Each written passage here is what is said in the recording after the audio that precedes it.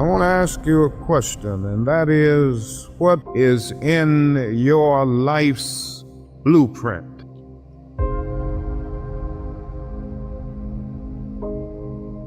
This is the most important and crucial period of your lives, for what you do now and what you decide now at this age may well determine which way your life shall go. And whenever a building is constructed, you usually have an architect who draws a blueprint. And that blueprint serves as the pattern, as the guide, as the model for those who are to build the building. And a building is not well erected without a good, sound, and solid blueprint. Now, each of you is in the process of building the structure of your lives. And the question is whether you have a proper, a solid, and a sound blueprint. And I want to suggest some of the things that should be in your life's blueprint.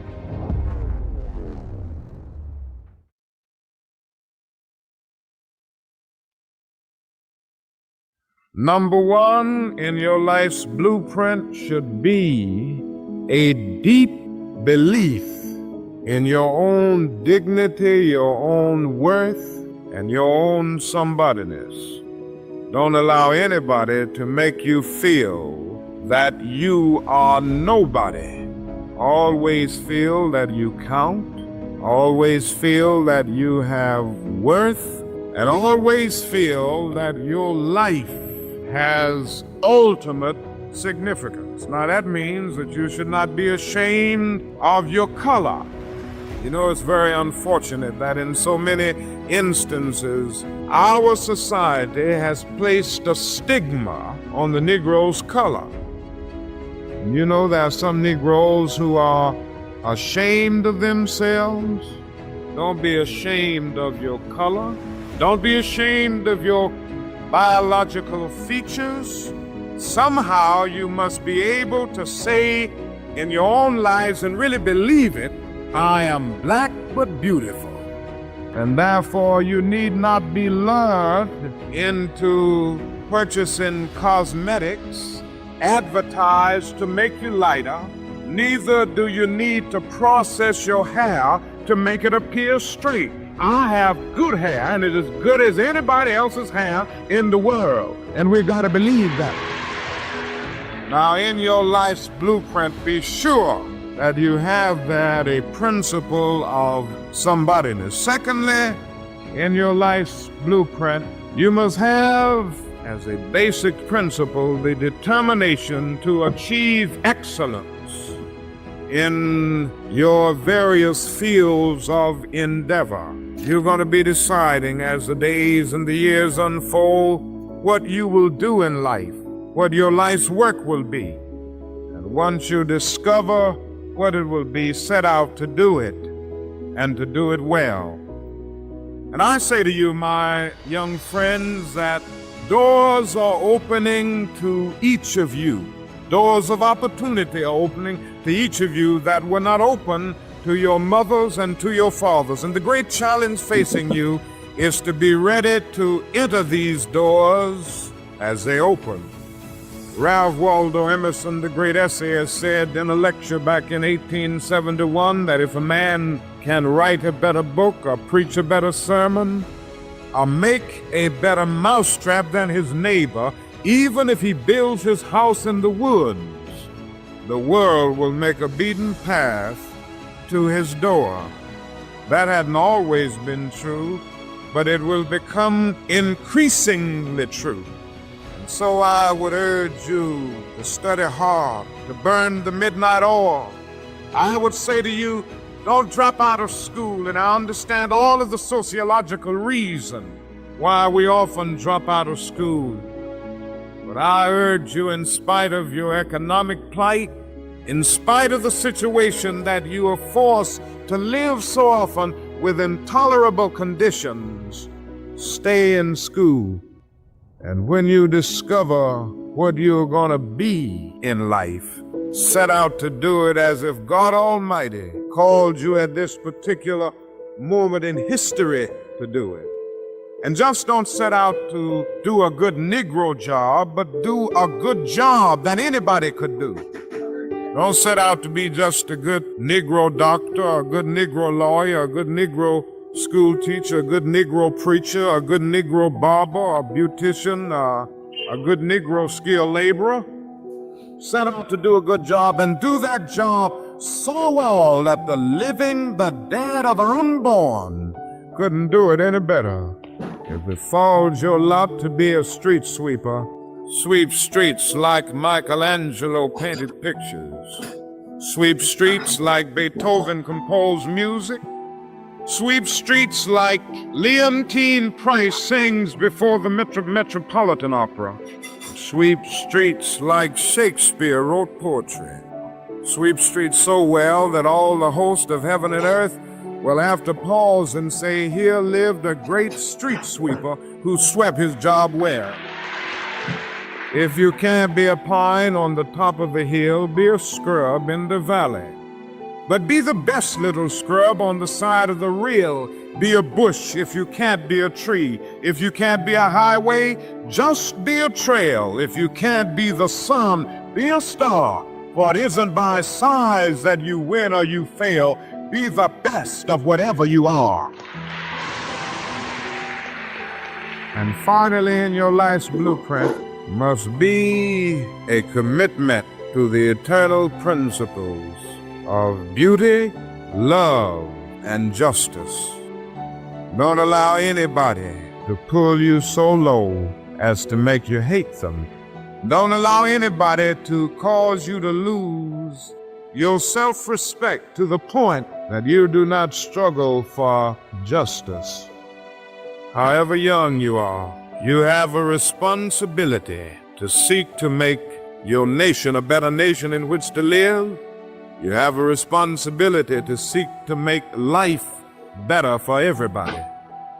And so you must be involved in the struggle for freedom and justice. Now, in this struggle for freedom and justice, there are many constructive things that we all can do, and that we all must do. And we must not give ourselves to those things which will not solve our problems. You've heard the word nonviolent and you've heard the word violent. I happen to believe in nonviolence. We struggle with this method with young people and adults alike all over the South, and we have won some significant victories, and we've got to struggle with it all over the North because the problems are as serious in the North as they are in the South. But I believe as we struggle with these problems, we've got to struggle with them with a method that can be militant, but at the same time does not destroy life or property. And so our slogan must not be burn, baby, burn. It must be build, baby, build. Organize. Night. Yes, our slogan must be learn, baby, learn, so that we can earn, baby, earn. And with a powerful commitment, I believe that we can transform dark yesterdays of injustice into bright tomorrows of justice and humanity. Let us keep going toward the goal of selfhood, toward the realization of the dream of brotherhood, and toward the realization of the dream of understanding goodwill. Let nobody stop us. I close by quoting once more the man that the young lady quoted, that magnificent black bard who has now passed on, Langston Hughes. One day he wrote a poem entitled Mother to Son. The mother didn't always have her grammar right, but she uttered words of great symbolic profundity. Well, son, I'll tell you, life for me ain't been no crystal stat. It's had tacks in it, boards torn up, places with no carpet on the floor, bare. But all the time, I's been a-climbing on and reaching landings and turning corners and sometimes going in the dark where there ain't been no light. So, boy, don't you stop now. Don't you sit down on the steps 'cause you finds this kind of hard, but I's still going, boy. I's still climbing. And life for me ain't been no crystal stair. Well, life for none of us has been a crystal stair, but we must keep moving. We must keep going. If you can't fly, run. If you can't run, walk. If you can't walk, crawl, but by all means, keep moving.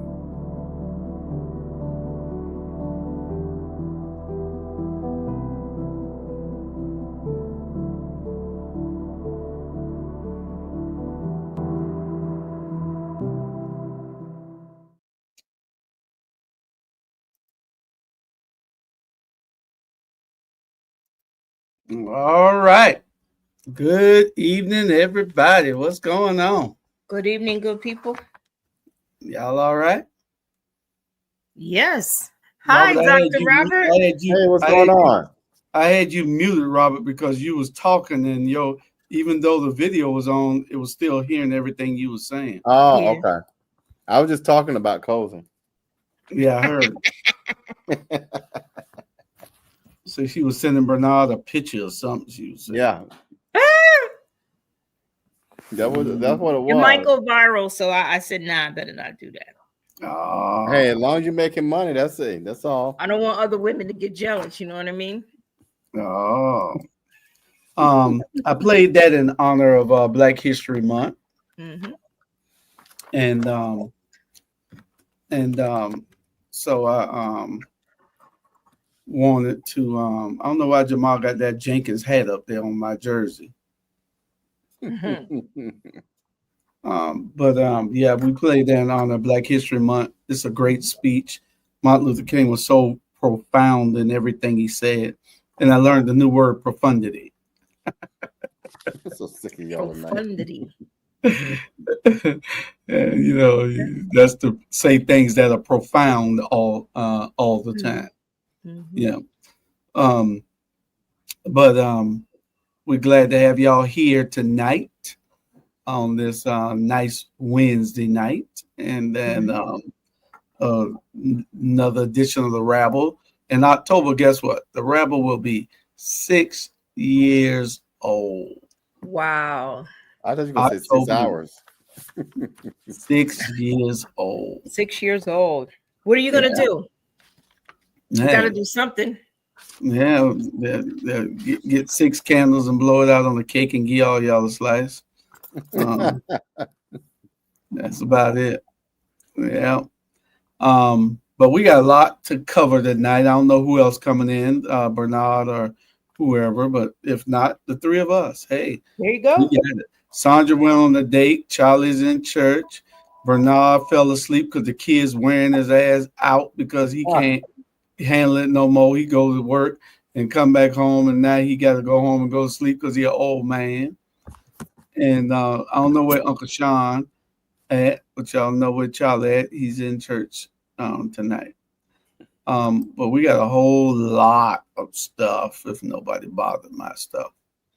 And some of these videos are 2 and 3 minutes long, so we're gonna cover it all tonight, and then we'll be out of your hair, and then we have a little discussion after each video. How about that? That'll make our show. I think in 6 years we've done almost 6 years. We've done we've done under 10 reruns in 6 years. So you're talking about 300 shows, 52 weeks in a year times 6 is 312. And so we've done at least 300 shows. We have under 10 reruns. Yeah. That's excellent. Yeah. Okay, so let's get into our first thing that we're going to discuss, and that's how boycotts work. Man, listen. Before Target eliminated DEI, the streets of Mississippi in 1966 were silent. You see, white-owned businesses were empty, cash registers didn't ring, because black folks, honey, the backbone of their profits were gone. At first, the shopkeeper said they'll be back, but then days turned to weeks. Then weeks turned into months, and months turned into years. What had once been a town that disrespected black money was now on the brink of collapse, and one man was behind it all. Remember the time when black people boycotted nearly 10 years because people disrespected their black dollars? This month, I'm telling our stories through the lens of AI. Chris Evers didn't ask for respect, baby. He took it. When his brother Medgar Evers was gunned down in cold blood for fighting for black rights, baby, instead of running, Charles picked up the torch and lit the whole daggone system on fire. This was after a young black man, Roosevelt, got gunned down by Port Gibson police officers following the assassination of MLK Jr., baby. He demanded the entire police force be discharged, and when the demand was not met, he declared war, not with bullets, but with black dollars. The Claiborne County boycott had begun, baby. And for 6 years, no more gas from racist-owned stations, no more groceries from racist-owned markets, no more clothes from racist-owned boutiques. Many families would drive 75 miles out of the community in solidarity, and hundreds of thousands of dollars in black spending vanished overnight. Racist business owners who had never feared losing the black dollar before were now desperate. And to enforce the boycott, Evers men, known as Black Hats, stood guard outside the stores, warning everyone not to betray the cause. And those who broke ranks, their names were printed in newspapers. 17 racist merchants sued the NAACP and Charles Evers for $2 million and said black people could not boycott racist businesses, honey. Then he ordered the NAACP and Charles Evers to pay these racist businesses over $2 million. But in 1982, the U.S. Supreme Court ruled the boycott was legal and protected under the First Amendment. Black people had the right to use their dollars as a weapon. So those same business owners apologized and hired black workers to include black police officers. And then those same boycotters did something else. Charles became mayor. Frank Davis, fired by his racist boss, became Claiborne County's first black sheriff. And boycott organizers ran for city council, and they won, honey. And black business owners became a majority on Market Street. They went from asking to be a part of to owning the political and business economy in Claiborne, Mississippi. This wasn't just a boycott. It was war. And Charles Evers, he won. And here he is in real life. Learn how to turn your creativity into capital at School at Night. See you tomorrow. That was excellent. That's right. But and they see a boycott that lasted 10 years. These people here can't go 10 days. They can't. They can't go. They can't go 10 days. Yeah. You know, we. Oh Lord, why? Can we see you? I was wondering. I didn't even look. You know, my bad. Sorry. You got tired. I try to take our picture off so that the people can see the video instead of concentrating on us, because Cozy might be back there making faces or something, you know. So that's why, right? See, that's why I try to take us off. I took myself out. Okay. But 10 years for a boycott, and that is awesome. That shows that they were committed. That it was purposeful. See, but now you'll see people going in Target and buying everything Target got, you know, and they started out with Target. I guess Walmart will be next, and then other stores, you know, until something has changed, you know. And so I don't know. I'm not. I believe in you have to get what you need, but you got to get it from somewhere else, you know. Yeah, that's just that. Hey, y'all. What say y'all? Y'all good? Well, you know, I think, you know, everybody, I forgot what was it here or somewhere else, but we're never going to get 100% participation. No. I don't believe they got 100% participation in the other movements, but the thing of the matter is, when you got a small group of people that makes a concerted effort, there hopefully will be change or an impact. You know, I think with Target, to your point, Target lost millions of dollars and continue to lose millions of dollars. And so eventually, and let me dispel this foolishness here too, because I was at a community, my neighborhood association meeting where somebody, the president made a stupid comment, because I don't, you know, I'm just going to be honest, where, well, you know, we got to be mindful of that because Target has a lot of small black businesses. Well, those black businesses need to market for themselves and or step away from Target. So, you know, the excuses for me just miss me with that, because in some way, form, or fashion, we can promote black businesses without promoting the larger, you know, organization. You get a good point, but Robert, you don't even have to boycott. You don't have to boycott. No, just don't go.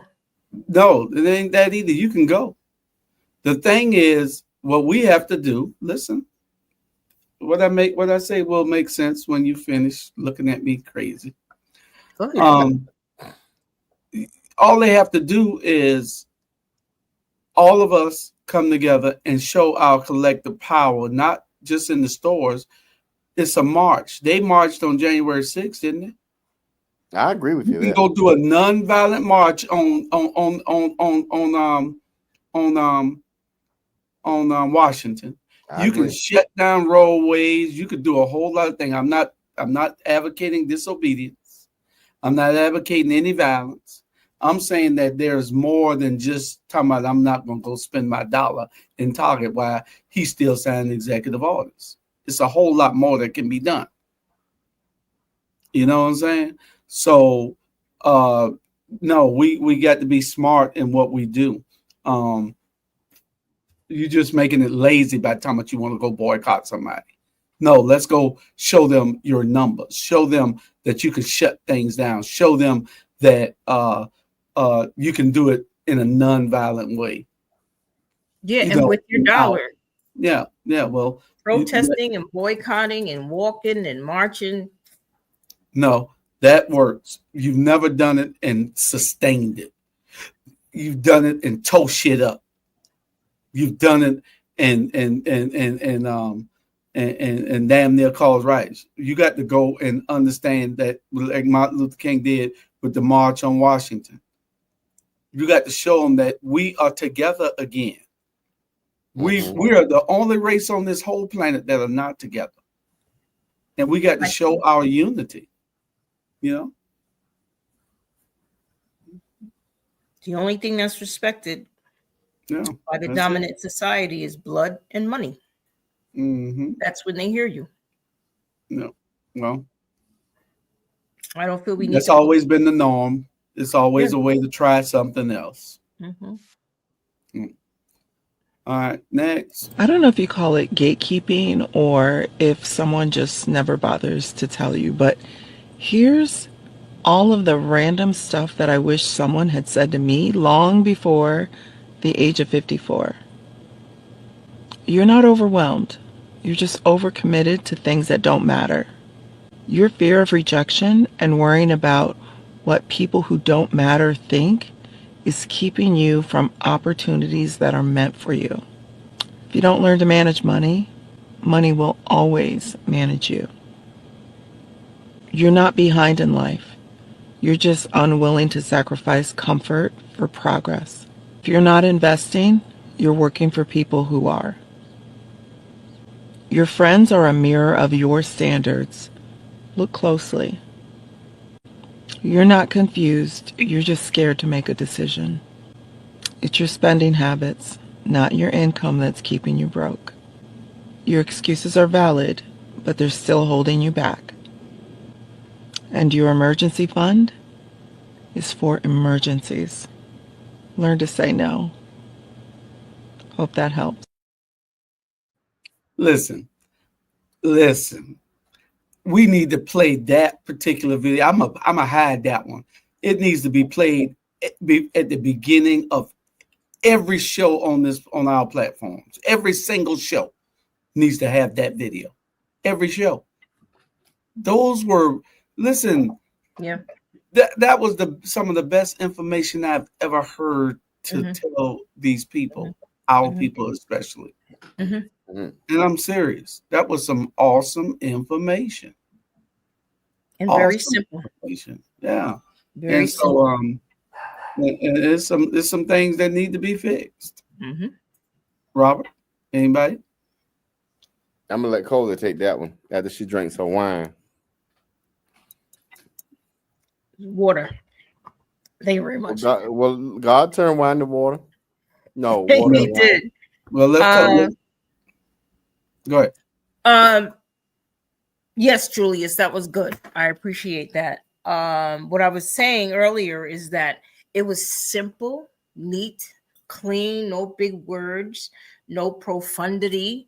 It was just A, B, C, simple shit. And I appreciate that. It was easy to absorb. That's it. Yeah, I put that in our commercial part. I moved it up so it could go in the commercial. I'm not erasing that one. It needs to be played every show. Yeah. It was powerful. Yeah, very. You know, and it needs to be played every show. Y'all put that in your rotation for commercials with the other commercials that's on that. I'm serious. We don't do commercials, but you know, I like that word simple. You know, sometimes simple is better. We are complicated. We sometimes overcomplicate things, and simple is sometimes a better route. And we broke because of our spending habits. That's true. My mama used to tell me, and she was so true about this. I didn't really learn it till later, but she would say good credit is better than money in the bank. Yes, it is. Yes, it is. Yep.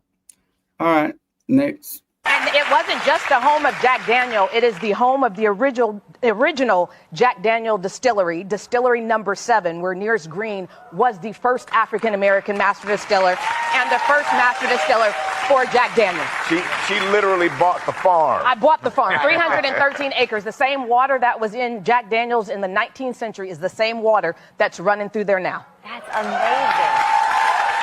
Department just told the state of New York to drop charges against a black man.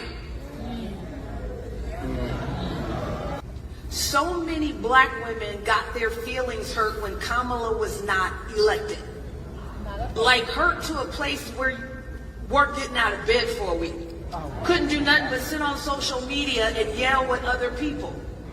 But you know what people missed while there was an assumption that she wasn't elected because she was a black woman? What people missed is 65 million Americans were invested in crypto. Do you realize how big of a population that is whose portfolios would have gone to zero if Kamala came into office? We made it about race. So there's certain things that we make about race that we have to understand is about money. And so people in this room, if every person looking at all of Black, Latino, Asian, if I'm looking across this room, if every person in this room becomes a millionaire, do you know how that changes the conversation about race? This is not about our color, it's about our economy, and we don't have enough money yet. We don't own enough property yet. The way we change the game is not DEI. The way we change the game is own the property. Well, let me say this. It's both and. We got to look at things both and. If you don't have access to the table, or if you don't have access to certain things, you can't get the economy to purchase the stuff in the first place. So kill me with the whole silliness of it's not about DEI. It is about DEI because she says a lot just of folks not right now who are wealthy about. are working off of old money. So that's a bunch of bullshit. Well, it's not just about DEI, she said, Robert. In. It's not just about DEI. It's about all those things. It's economics. 65 million more people. Think about it. 65 million people got crypto. Hell, I got $100 worth. But 65 million people would have lost their whole crypto portfolio. You don't think they betting with they were voting with their pockets? Yeah. A lot of them were. And then you got the racists, the staunch Republicans, and those crypto investors. It made for a perfect storm for Trump. All these things, you can't count just one thing. It's a number of things, and that's what she's saying. Well, how many disproportionately? There are more people in one group of, I won't even use race. More people in one group have way more crypto because they've had an advantage. That's just facts. It don't matter what they got, Robert, or how much they got. The other group is systematically behind. That's just but Robert, that's not the argument. She was saying that it's not just about race; it was about money. It's about both. Because if slavery didn't exist, if oppression didn't exist, then everybody would have had equal opportunity, and that is not reality. Robert, that's a bunch of hogwash. Robert, she didn't say that it was. You got to listen to the video again. I listened to it, but she's saying it's both and it's both. That's what she said. No, she did. She said we got to take this out. That's not real. No, she said that's all that those women sitting on the couch was thinking. She said, but you have to look at this. 65 million people had crypto, and their portfolios, where it went to zero, had Kamala won. So you think I'm gonna vote somebody in? I'm gonna vote for somebody who's gonna make my bank account go? I got $20,000 worth of crypto, and I'm for to lose $20,000 if she wins. You think I'm for to vote for her? No. We're gonna let Cola chime in. Let Cola chime in. I don't really have much on this. I really don't. Is she gonna say something in a minute? What? Well, I got this one for you, Cozy. Ever notice how all of women's problems start with men? Mental illness, menstrual cramps, mental breakdown, menopause, gynecologist, and hysterectomy. The menopause. Hey, all y'all problems is a result of men, isn't it? Yep. Yeah. Except for one. What's that? I'm gonna leave that one alone. You said except one? Yeah. Oh. Okay. Y'all don't want to talk on that one. Then we'll get to the next. I'm gonna leave that long because I ain't gonna breach that subject. The miseducation, where we got 4 food groups and whatnot, the United Dairy Council started in 1906, perpetuating the lies that this is health. And so the responsibility we have is to realize that our bodies are perfectly and divinely designed, and they are not designed by white men. They're not designed by farmers or pharmacists or physicists or any of those ones. Our bodies are perfectly and divinely designed by the same intelligence that blazes the sun, has the earth spinning, and any dis-ease is a natural result of not knowing the law, the order of ourselves. So the earth is 80% water spinning in the realm of eternity. These bodies are literally our spacesuits. We've come into these spacesuits through the wombs of our mothers, sparked by the sacred fluid of our fathers, and then we got absolutely no support in respecting the sacredness, the divinity, the sanctity of life or ourselves. Eating anything that is not water-based or is going to convert to water where we can actually extract the minerals, the nutrients, the frequency of the sun and the earth from it, then is going to create congestion, constipation, blockage, and obstruction. Now, this is the methodology of our oppression. Robert, that's what you talked about on your we show talked about tonight. it on the radio tonight, Cozy. I know you could listen, Cozy, but you didn't call in. But we talked about, me and DJ Lee talked about that tonight, and the fact that, and I'm number one bad habit of eating things that we're not supposed to eat, like Little Debbie cakes and processed foods and red dye this and alcohol and, all of that stuff. And, I'll sum it up with this. My cousin made the comment, he's younger than me. He said, we should not be eating food that makes us tired and we go to sleep. We should be eating food that fuels us. But we'll go and get that pulled pork or that brisket instead of eating the apple and the banana, which, by the way, we got to be mindful of that because of what goes in that. So what you are what you eat. And if you eat stuff that's going to obstruct you, like cow milk, we're not cows. Should not be drinking milk. Well, Almond milk, oat milk, but not cow milk. I got to get used to almond milk and oat milk so I can get away from it, because I like my cornflakes. No. Well, try hemp milk. They have whole milk? Hemp milk, yeah. You only like whole milk, or you're willing to do 2%? HEMP.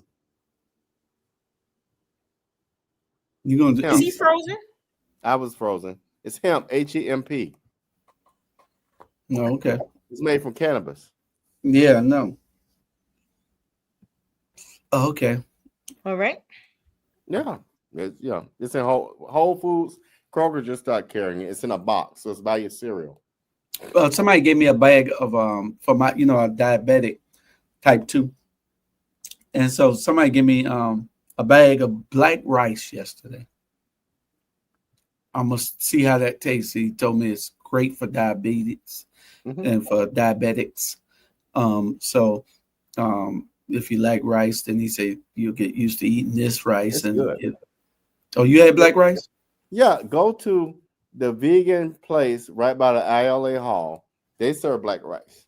Oh, yeah? It's real. I love it. Oh, okay. I got to go there and get some. Mm-hmm. He's going to be doing the show here.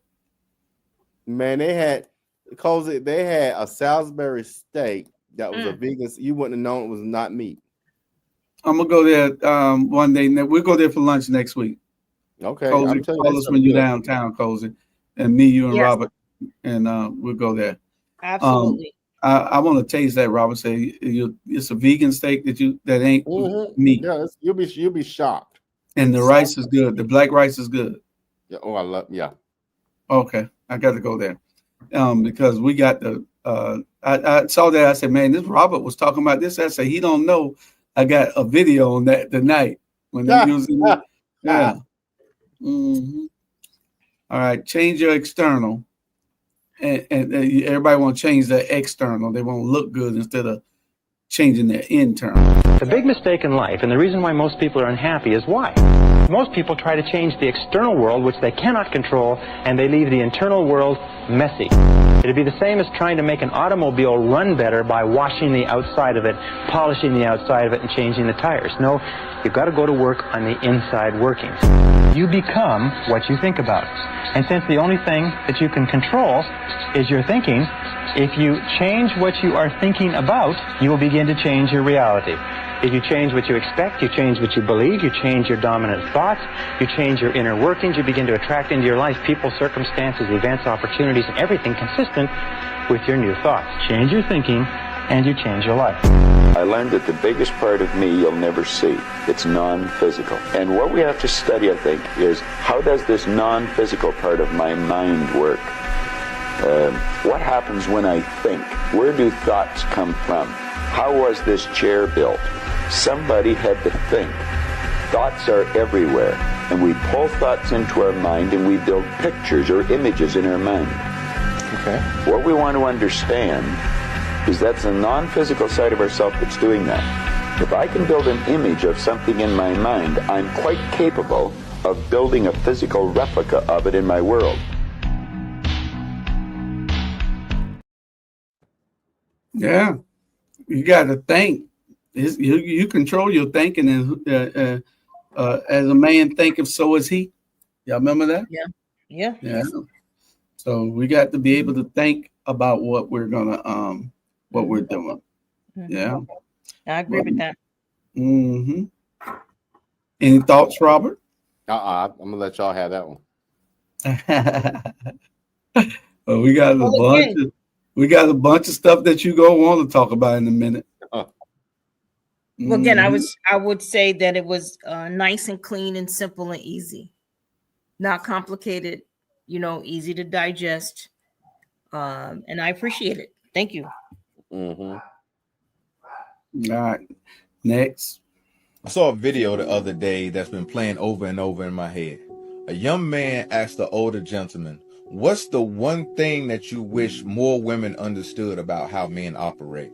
He sat there for a second, and then he said, "There's 10,000 more things going on inside a man's head than you'd ever imagine." He said, "He's carrying burdens you don't see.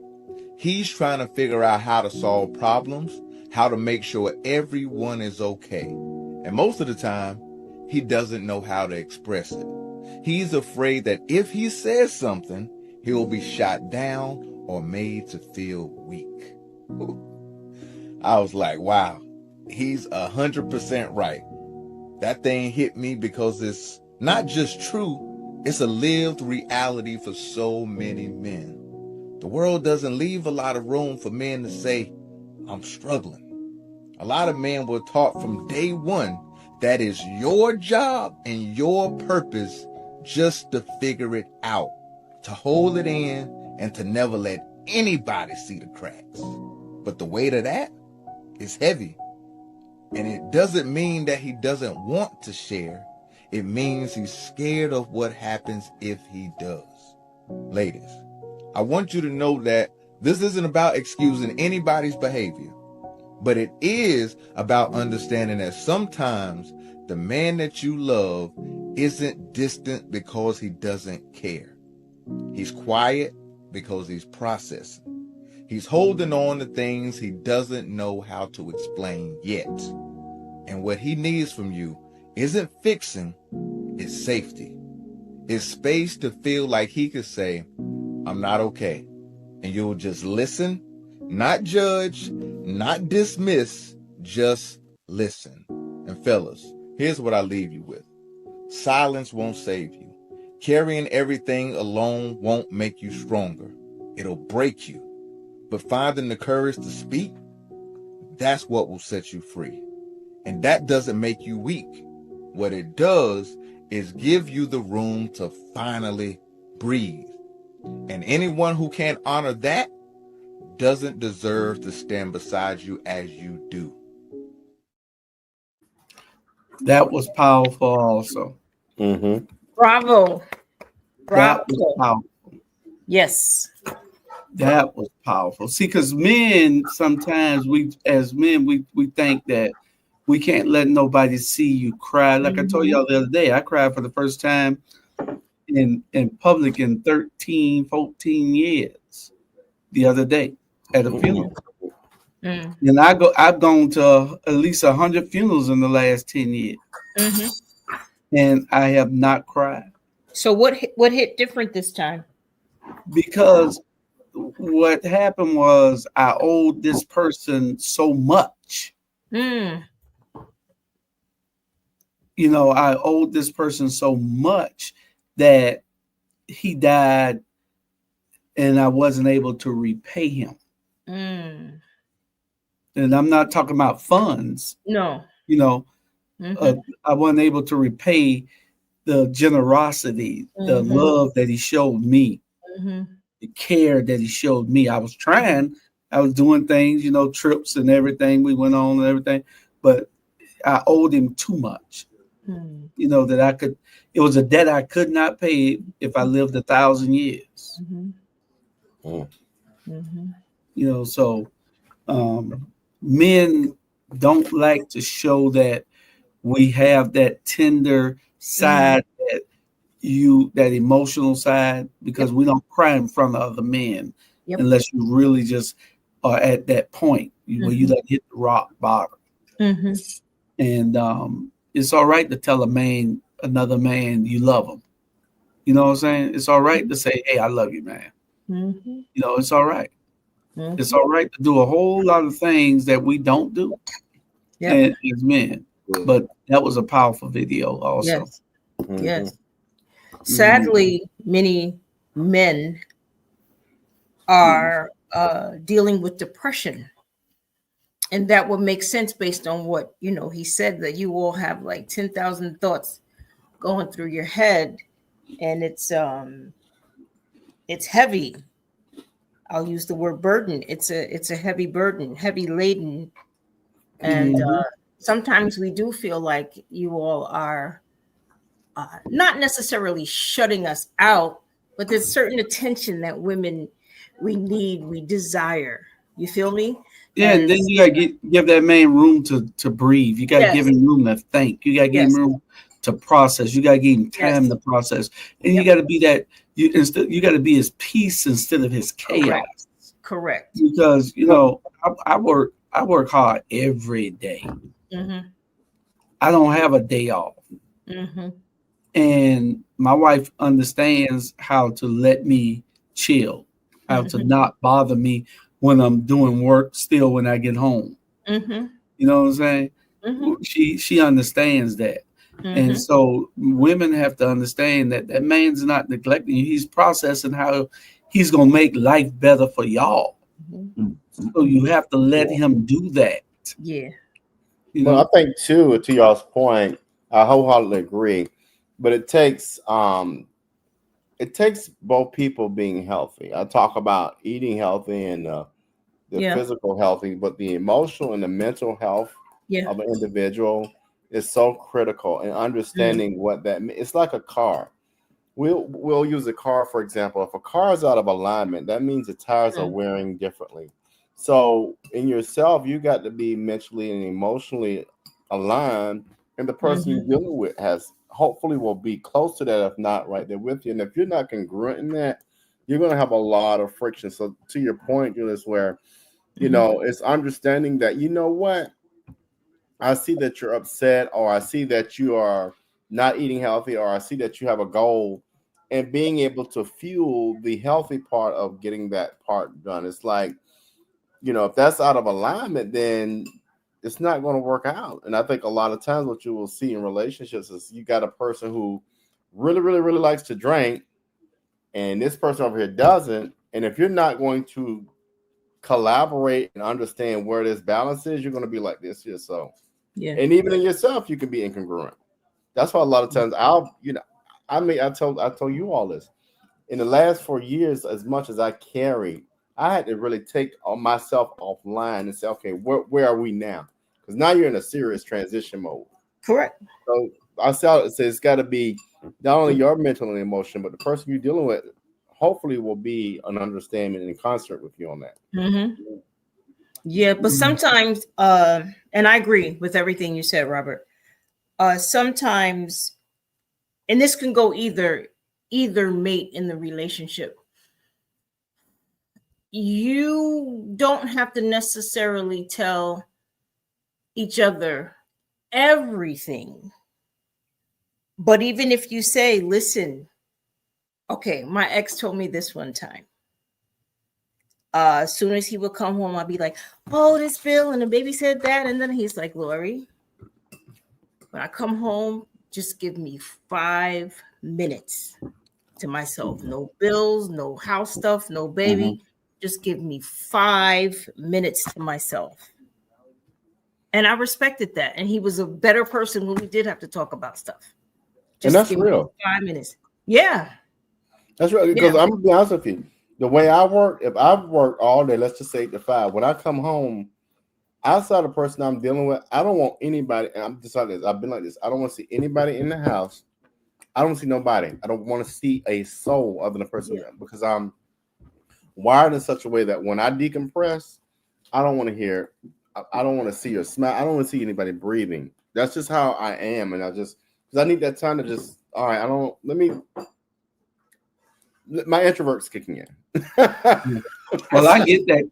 I get that time when, like, I'll ride around in the only time, and recently is the only time that I have started listening to radio because we now own the radio station. Right. I didn't listen to the radio because I was always thinking. And I didn't want nothing bothering my chain of thought. I was always in deep thought about what I was doing next. And so I didn't listen to the radio until now. Now I listen to the radio all the time, and I can do both. And I've learned to do both with my deep thinking and listening to the radio, because I got to make sure, since it's based off of power and the internet and everything, that it is working. So that's what I had to do. But this next one, do you know the difference between trailer park and the ghetto? The only difference between the ghetto and the trailer park was the shape of the fucking house and the kind of shoes you like. Because at the end of the day, rich people and the law hated us both, yet they were too busy making their money off our fucking backs. There's a common misconception, especially about the South, that white folks and black folks are that much different, and that makes it to where they can't get along and they'll never get along. That's bullshit.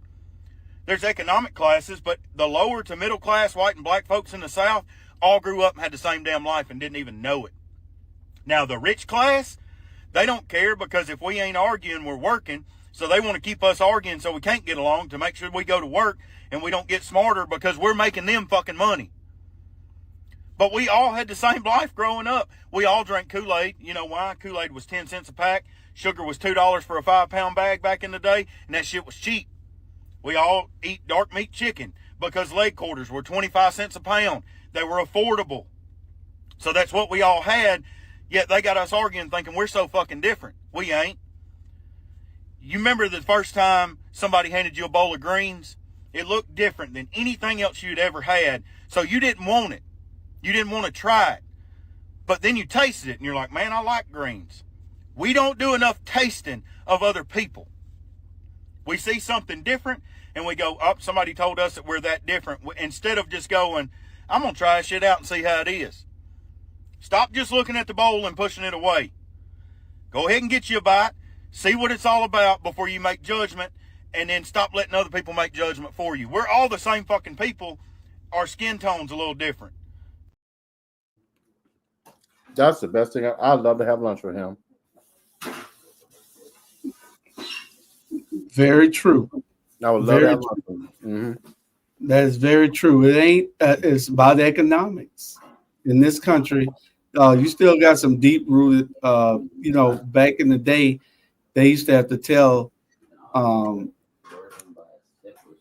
the lowest class white that he was always better than the highest class black. The highest class black, and that was to force that difference, that indifference, that division, that division that they wanted to have in there, because nothing could happen positive if you didn't have that in this country, especially, and nothing could happen positive for them to enrich their pockets.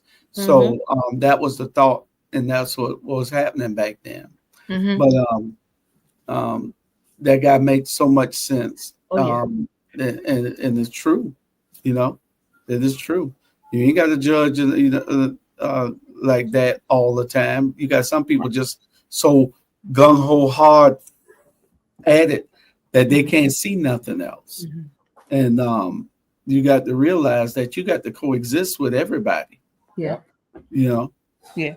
So a very very good one there. Thank you, Robert. You got anything? No, I would love to have lunch with him. I totally agree. I think what I enjoyed about him was you can have a real intellectual, not even intellectual, have a conversation with him. I like people that are middle of the road. Yeah, like you can raise the issue, and he's one of those people that you can say, well, this, that, and the third, and he'll see all. You gotta see all aspects of it. It's hard to believe sometimes. Even I see all aspects of it, and there are times where I also look at things that have been historically very different.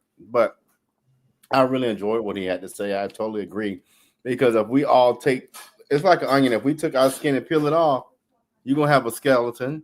You're going to have a heart. You're going to have kidneys. You're going to have a pancreas. But that pancreas is not going to have a color to it. It's going to be a pancreas. That's right. And you can use mine, and that white person could use mine, and I could use theirs.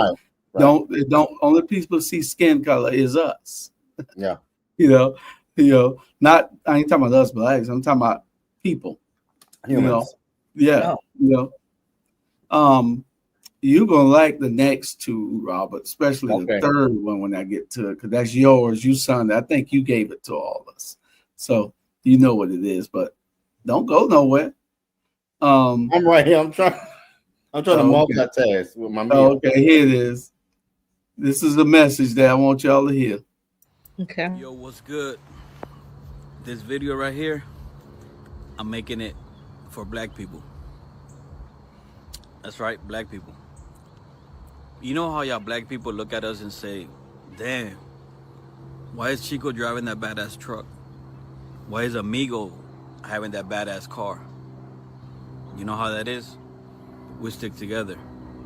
Us Hispanics, we work together. We help each other out. As a Hispanic, you know what I have seen with black people? You guys always trying to compete against each other. Who's got the better car? Who's got the better truck? Who's got the better bitch?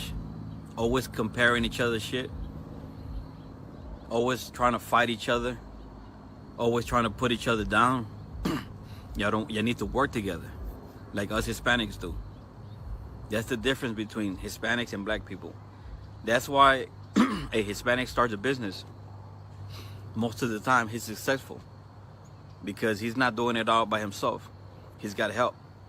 We work together. Y'all black people need to do that. Stick together. Help each other out. Stop the fucking competing. That's not helping. Peace.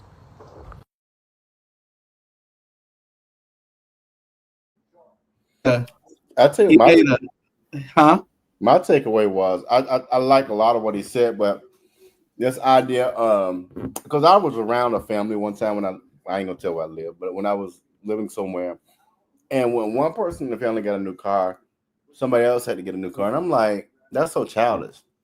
And I'm to the point now where people, we need to start understanding what wealth is and what generational legacy is. And I'll give a great example. You could go out there now and go buy you a Cadillac. When you drive off the lot, that Cadillac has depreciated by $5,000. Whereas you can go take that same money and go build a home, and for years you have built an investment for your family. And so it's just thinking differently. It's almost like I think we talked about on another show. Instead of buying balloons to go release, and I'm not talking about nobody, so don't get mad. Right. Buy balloons and go release at somebody's grave. They dead. Okay. We will go stand in lines for Jordans instead of buying a savings bond for a child or giving a CD instead of shoes for a gift. And so it's, I'm not, because I've been guilty of that too, but we got to try to think back what you say economically, what makes more sense. Yeah, don't buy me nothing that's gonna kill me. I for my birthday, I got about. I'm not complaining. These are my friends. For my birthday, I think I got like 7 bottles of Crown Royal. Give me one. I need one. It's gonna take me 10 years to drink that because I don't drink. I drink. I mean, I drink. That's what I drink. But I probably drink once every 2 weeks. You know, I don't drink like that. And then when I do drink, I drink that much liquor, Right. that much alcohol. I mean, Coca-Cola, Sprite. Yeah. You know, so it's not. It'll last me forever, but still, you know, the CD would be good. Buy something that people are gonna that's gonna be of value to them the next Correct. day, not just for a minute. Correct. You know? But I appreciate my gifts. I appreciate my friends. Good. You know, y'all wasn't at my party. Robert was there. You wasn't. I was at yours, so this is your life. Huh? Oh, this is your life. Oh, with that thing Jamal had. Yeah. Oh, I was there. Well, you was there. Oh yeah. But that's a strong message. And what we got to do when we look at these things, don't look at the messenger. Mm-hmm. Listen to the message. Close your eyes and listen to the message. Correct. Then you can open your eyes and see who gave it. But you got to look at listen to the message. The message is what is so important. Correct. You know, you have to be able to listen to the message. Mm-hmm. That's a fact. Yeah. Okay. We got a few more.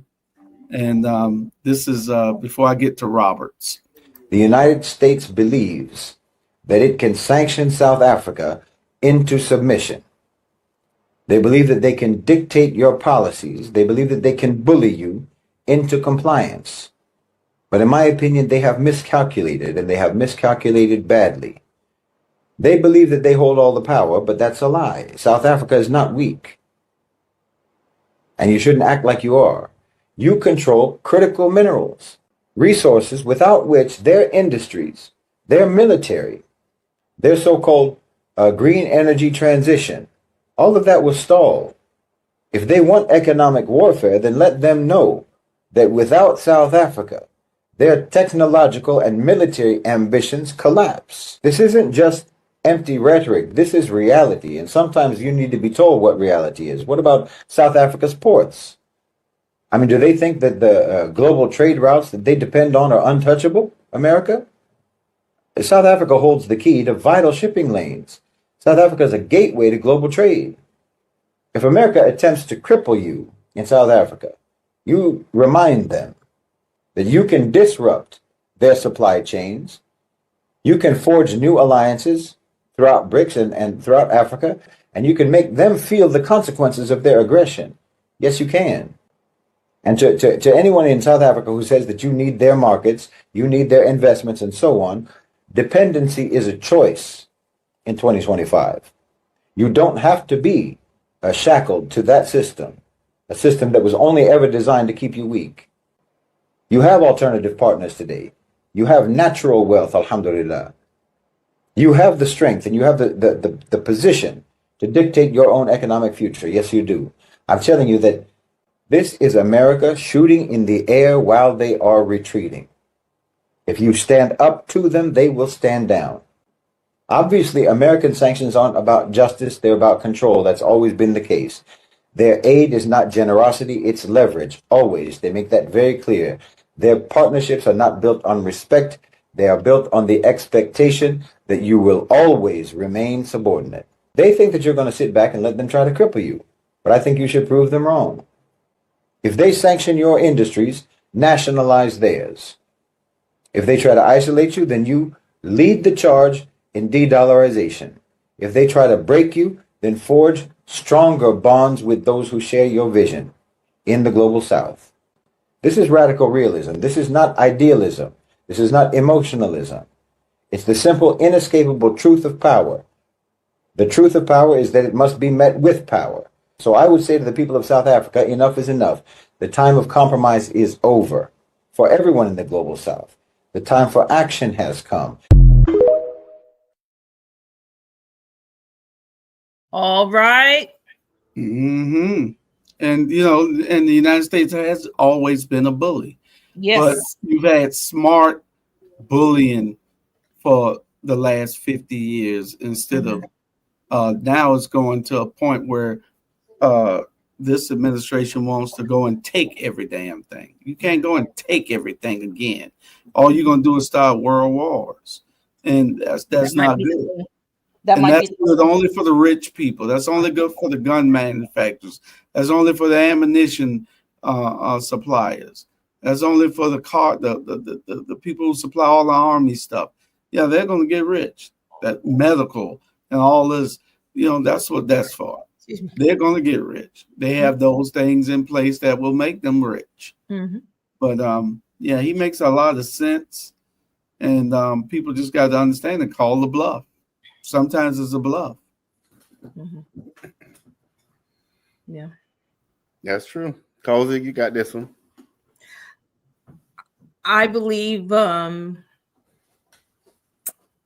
there's a shift, not just in the air, but there's a shift happening where I believe a lot of us are waking up, but mainly Africa is finally, I believe, realizing their worth,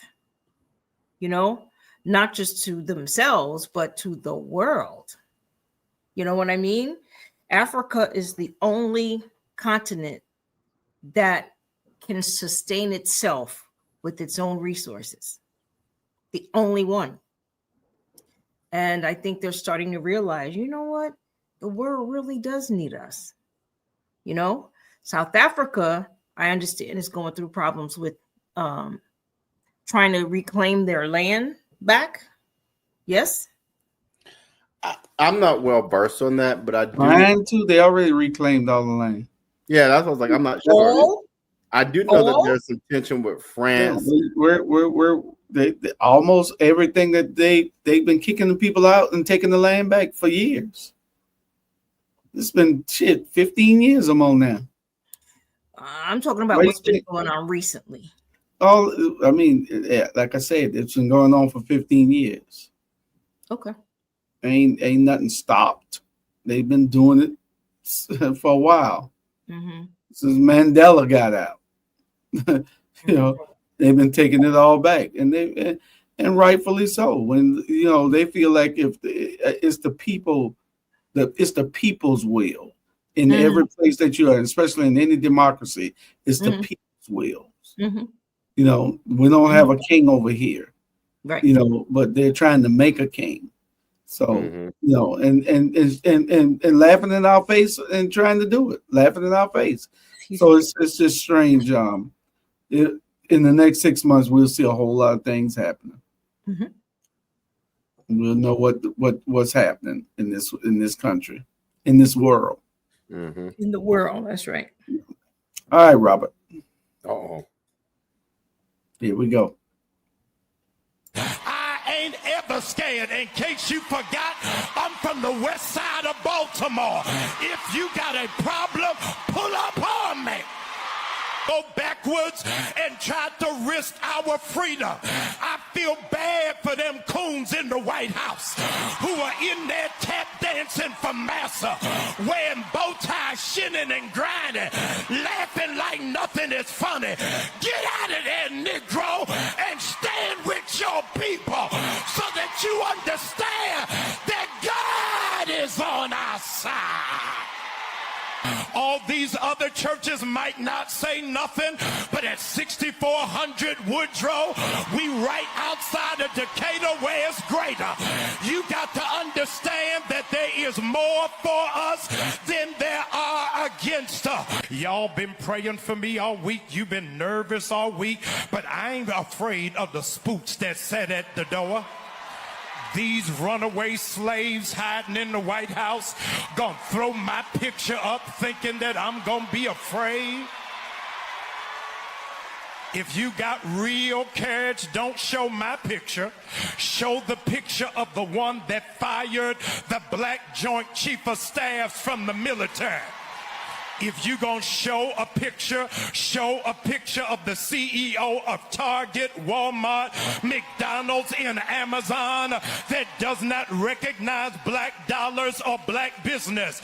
If you gonna put up a picture of the state legislators in Florida that are banning black books. If you gonna put up the picture of the one who is stealing classified information from the IRS and Social Security.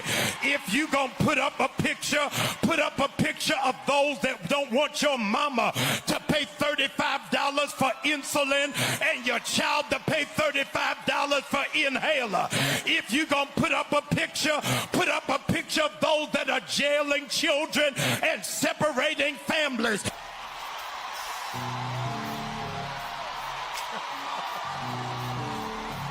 Only new birth, y'all. Look at the person beside you. Tell them never scared, never scared.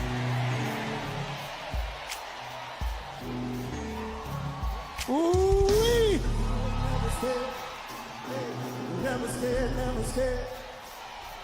Never scared, never scared. Hey, never scared, never scared. Hey, never scared, never scared. We ain't never scared, never scared. We ain't never scared, never scared. Last time, never scared, never scared. You may be seated.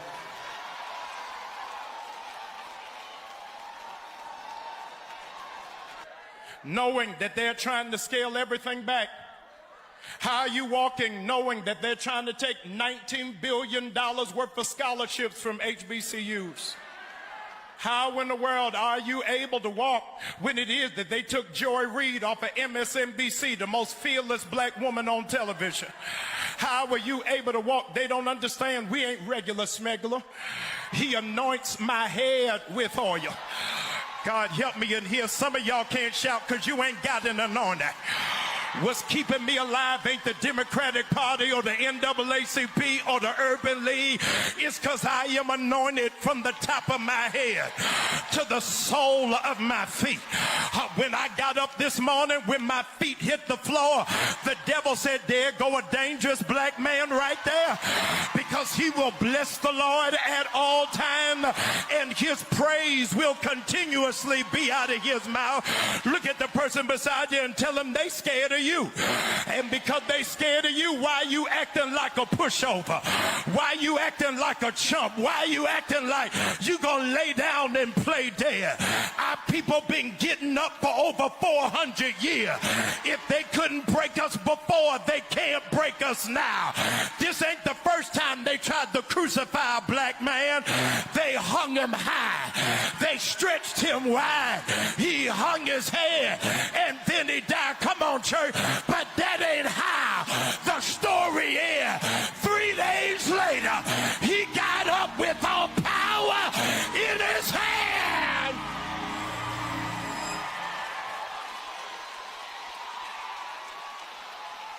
You are anointed for this.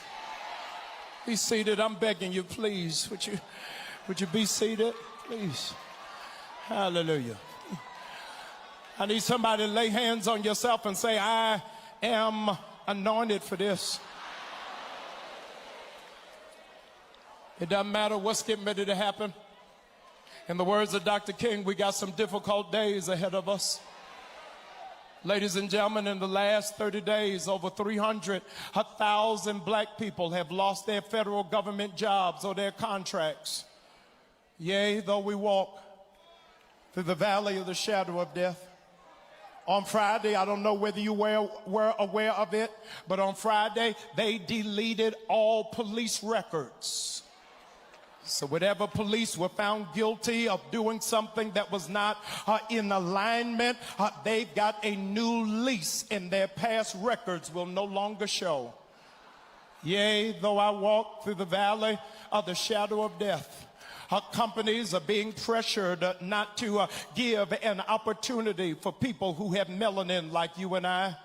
For the very first time, the military is no longer recruiting black students who have an engineering degree, even if they are at the top of their class, because they are considered DEI hires. Yea, though I walk through the valley of the shadow of death, and poor white people don't even understand. You think it's on us, but it's more y'all on welfare, more y'all on food stamps, more y'all on Medicaid. Y'all better walk in line with us. Yea, though I walk through the valley of the shadow of death, I will fear no evil.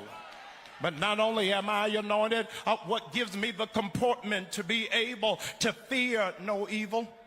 What's able to help me to get through it is understanding that the valley is always between two mountains.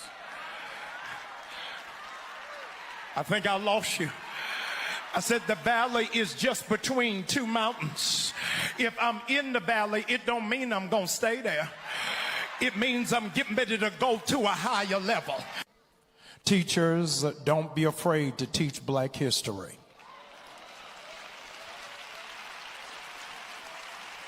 Government workers, don't be afraid to start your life over again.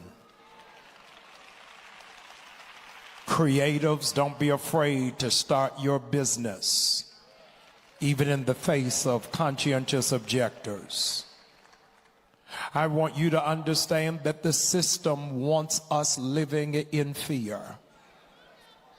With 300 executive orders in just 30 days, they want us so overwhelmed that you don't even want to watch the news. You're stressed by every alert that comes to your phone. You're beginning to feel powerless. But might I remind you that God has not given us the spirit of fear, but of love, of power, and of a sound mind. Mind. That's right. And he's right about that. You don't even want to watch the news. I haven't watched it in years. Yeah, because of that, we already know that.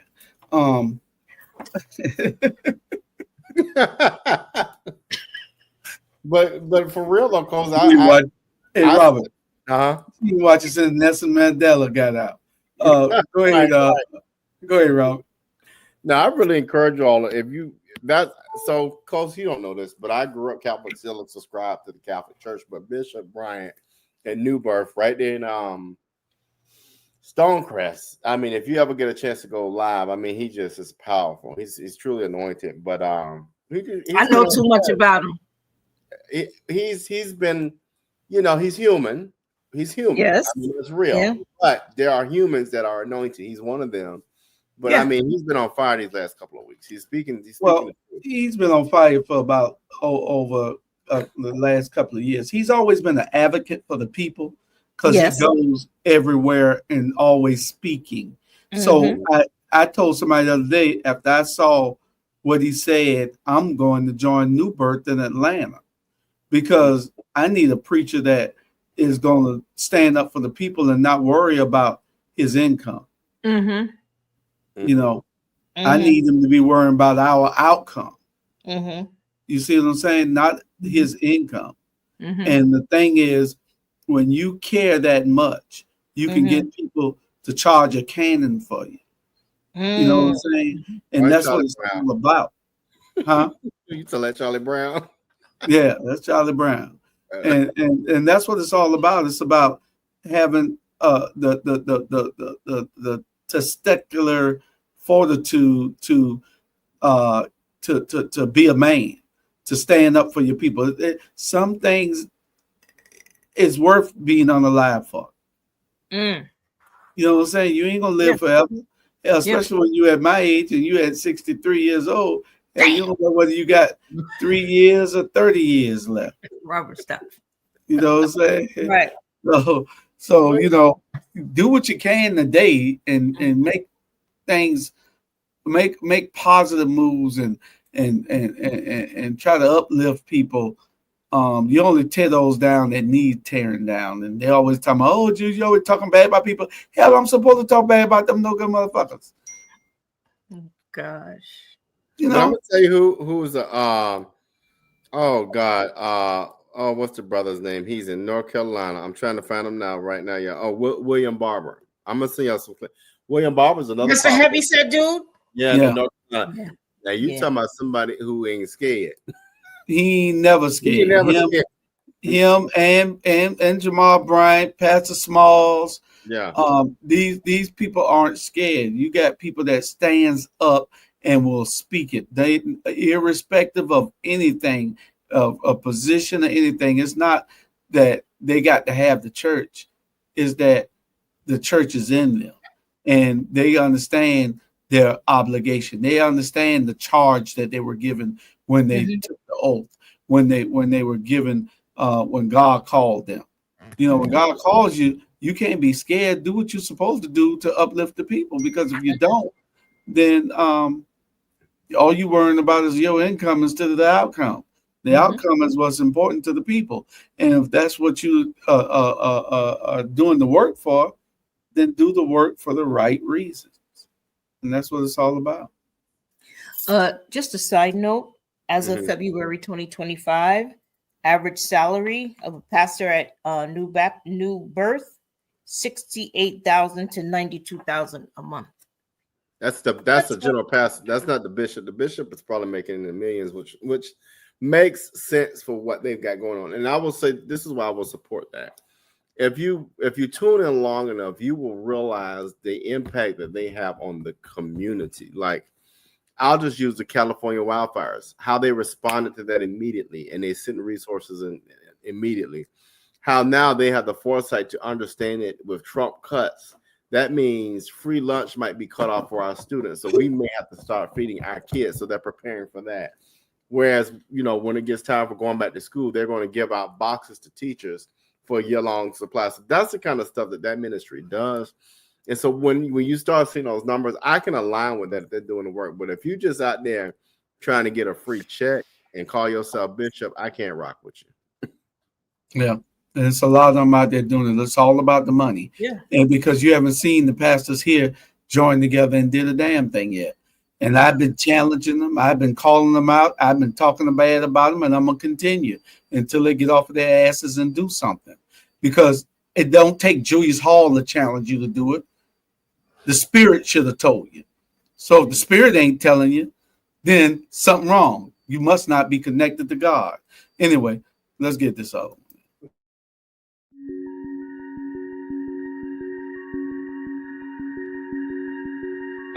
The world is coming to an end. The air is polluted, the ocean's contaminated. The animals are going extinct, the economy's collapsed. Education is shot, police are corrupt. Intelligence is shunned and ignorance rewarded. The people are depressed and angry, we can't live with each other and we can't live with ourselves, so everyone's medicated. We pass each other on the streets, and if we do speak, it's meaningless robotic communication. More people want 15 seconds of fame than a lifetime of meaning and purpose, because what's popular is more important than what's right. Ratings are more important than the truth. Our government builds twice as many prisons than schools. It's easier to find a Big Mac than an apple. And when you find the apple, it's been genetically processed and modified. Presidents lie, politicians trick us. Race is still an issue, and so is religion. Your God doesn't exist, my God does, and he is all loving. If you disagree with me, I'll kill you, or even worse, argue you to death. 92% of songs on the radio are about sex. Kids don't play tag, they play twerk videos. The average person watches 5 hours of television a day, and it's more violence on the screen than ever before. Technology has given us everything we could ever want, and at the same time stolen everything we really need. Pride is at an all-time high, humility an all-time low. Everybody knows everything, everybody's going somewhere, ignoring someone, blaming somebody. Not many human beings left anymore, a lot of human doings, plenty of human lingerings in the past, not many human beings. Money is still the root of all evil, yet we tell our kids don't get that degree, the jobs don't pay enough. Good deeds are only done when there's a profit margin. Videos of the misfortunes of others go viral. We laugh and share them with our friends to laugh with us. Our role models today, 60 years ago, would have been examples of what not to be. There are states where people can legally be discriminated against because they were born a certain way. Companies invest millions of dollars hiring specialists to make little girls feel like they need makeup to be beautiful, permanently lowering their self-esteem because they will never be pretty enough to meet those impossible standards. Corporations tell us, buy, get this, get that. You must keep up, you must fit in. This will make you happy, but it never does for long. So what can we do in the face of all this madness and chaos? What is the solution? We can love. Not the love you hear in your favorite song on the radio. I mean real love, true love, boundless love. You can love each other from the moment we wake up to the moment we go to bed. Perform an act of kindness because that is contagious. We can be mindful during every interaction, planting seeds of goodness, showing a little more compassion than usual. We can forgive because 300 years from now, will that grudge you hold against your friend, your mother, your father have been worth it? Instead of trying to change others, we can change ourselves. We can change our hearts. We've been sold lies, brainwashed by our leaders and those we trust, and not recognize our brothers and sisters, and to exhibit anger, hatred, and cruelty. But once we truly love, we will meet anger with sympathy, hatred with compassion, cruelty with kindness. Love is the most powerful weapon on the face of the earth. Robert Kennedy once said that few will have the greatness to be in history, but each of us can work to change a small portion of events, and in the total of all those acts will be written the history of a generation. So yes, the world is coming to an end, and the path towards a new beginning starts within you.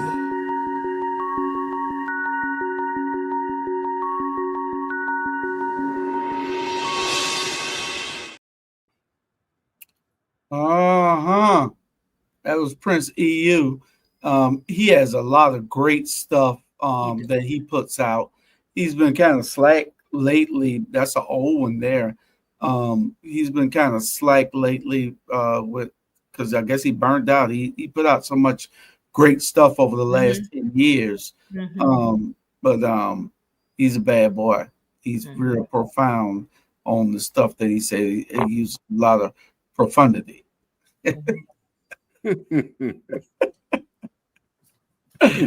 Oh yeah. But and any last words? Anything? Anybody want to say anything about that before we go? Because we got 4 minutes. We got 3 minutes. No, I'll defer to Cozy because she's been doing more talking tonight. She done grew up. Yeah, she growing up. So I'm doing more talking? Yeah, that's good. Well, you're more comfortable, you seem, so. Oh, okay. I pretty much agree with everything he said. I have been watching him for some years, and he is good. I just wish he would make them a little bit shorter so that you can. Why? You hate long videos for some reason. That's my ADD. Yeah, you got to be able to pay attention and get the message. I got the message. Oh, okay. Y'all make sure that y'all watch Hot 2100 Savannah, y'all. Hot 2100 Savannah, and don't forget to you can download. You can scan that QR code right there and get Hot 2100 Savannah. I wish you all from 6 o'clock to 6:30 every Monday. It's got Motivational Mondays. We're also going to start having our daily inspirational words of the day. Be about a minute or two, might be two minutes long on inspirational messages that we'll start next week also. So got to start putting all those in place. So we'll play them every day during all the shows and everything. But we're coming along with Hot 2100. So we just want everybody to share, and help us build what we're trying to get so to help our community. Excellent. What was the general, not general, but the majority of people calling in last week regarding no more Black history? Were some people for it? Some people were against it? Well, we didn't have that. Yeah, you did. I called. She's talking about. She listens to the Chill Time Drive. Oh, Roberts. Okay, yeah, everybody. That's the #1 show on the radio right now on the stations. Yeah. But it's a mixed bag. I mean, I think the takeaway that I want people to have on that whole idea is that you don't need somebody to tell you to celebrate yourself. Correct. So yeah, that was pretty much what I said. Yeah, I wouldn't feel bad if he or anyone else took it away. Because you can't take it away. That's right. You do what you want to do. Right. Celebrate it how you want to celebrate it. Don't worry about what they say anyplace else. Yeah. You know. Yeah. Yeah. Black History Stop Month letting is- people control your life. You know. Right. Yeah. All right, good people. I appreciate y'all, and we'll see y'all next Wednesday. Peace and hair grease. All right. Now.